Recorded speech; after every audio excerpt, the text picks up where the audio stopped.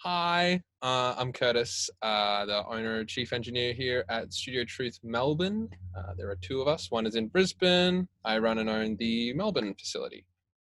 And tell us a little bit about Studio Truth and what a typical day, if there is any typical days at Studio Truth, what they may look like. Studio Truth is a boutique, high-end, small studio in the heart of Melbourne, focused on the highest grade output, basically. So we spend as long as we need to make the product perfect, more or less.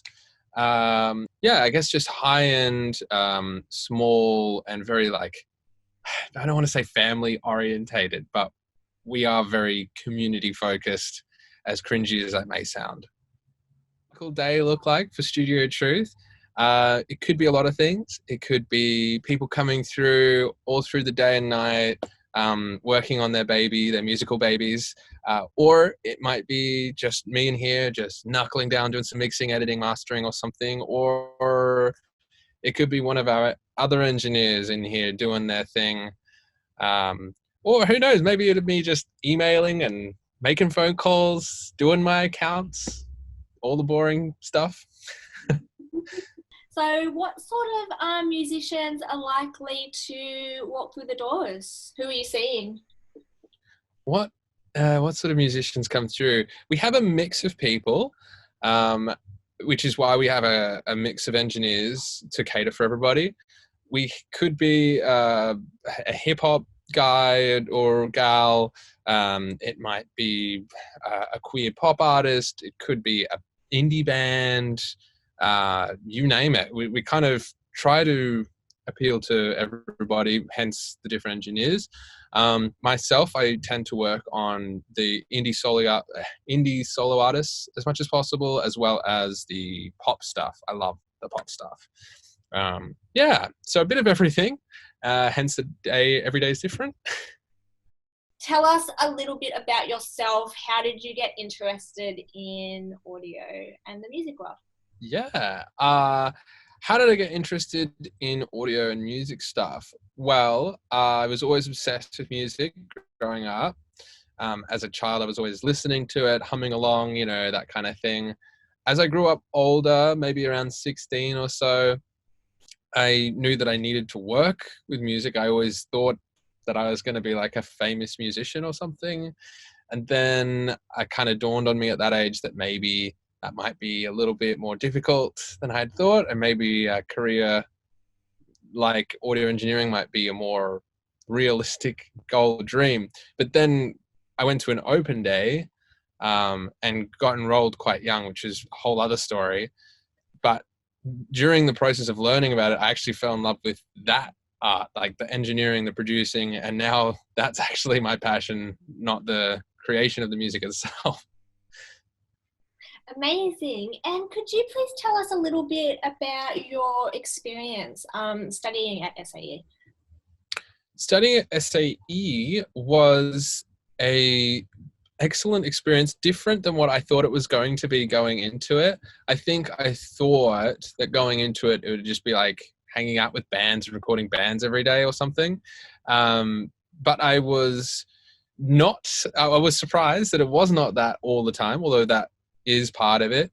It was a lot more theory stuff, which I think at the time I was like, I don't know about this, but now being in the industry for 10 years, I'm so grateful for learning it. That's an amazing response. Thank you, Curtis. And I guess that leads us into the next question. How has studying audio helped your knowledge base to progress your career as a sound engineer? Okay, that's a great question. How has studying at SAE helped my career? There are two parts to my answer for that. One is the general theory knowledge and the hands-on sort of stuff you learn that you would expect to learn in that sort of environment has been great. Certainly so much that I would not have learned otherwise, which is now something that I use daily. It could be very, very theory intensive, like the Fletcher Munson curve, or very specific psychoacoustic stuff, or more broad things like microphone choice.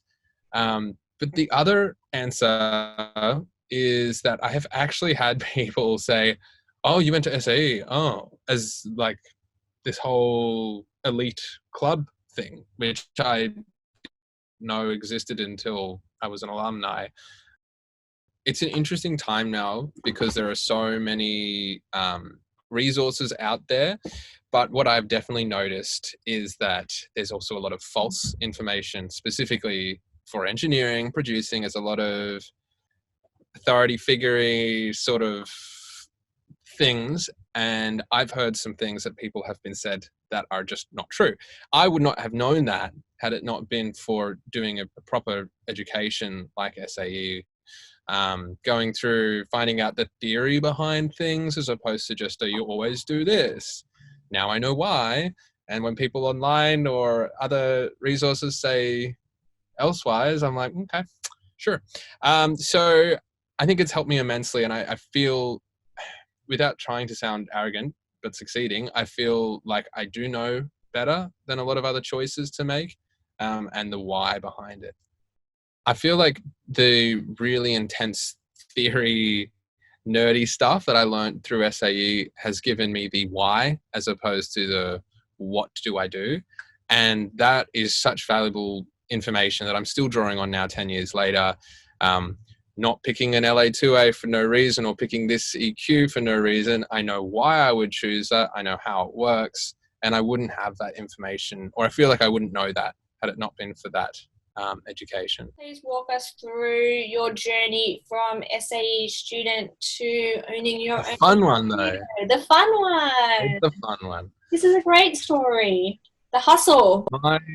My journey to my journey to from student to owning your own studio.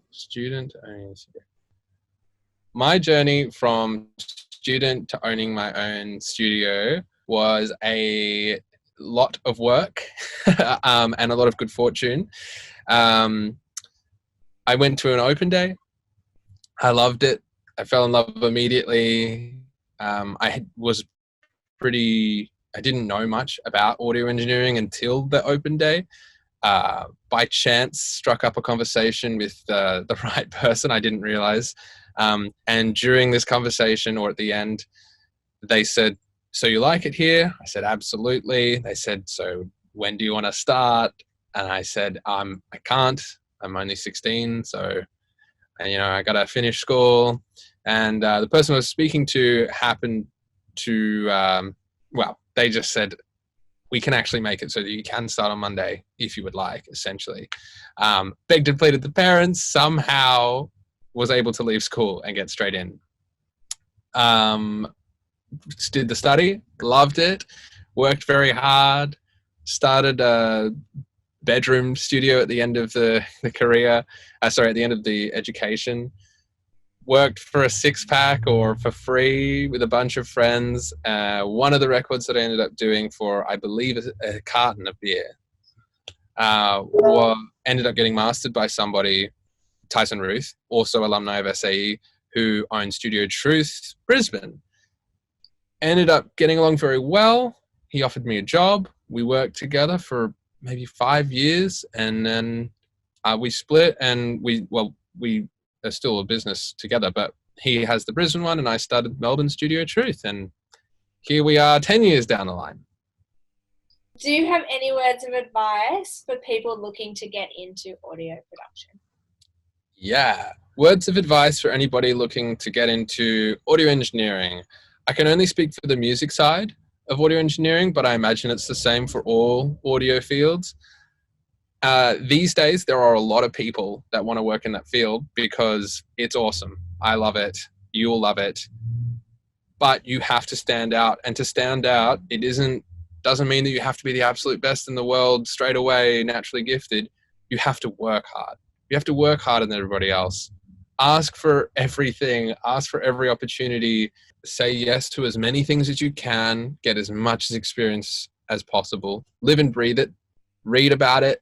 Obsess over it, and keep a positive attitude, because there is a lot of rejection in this field. It's not you. That's just how it works. And just keep your head up, keep going.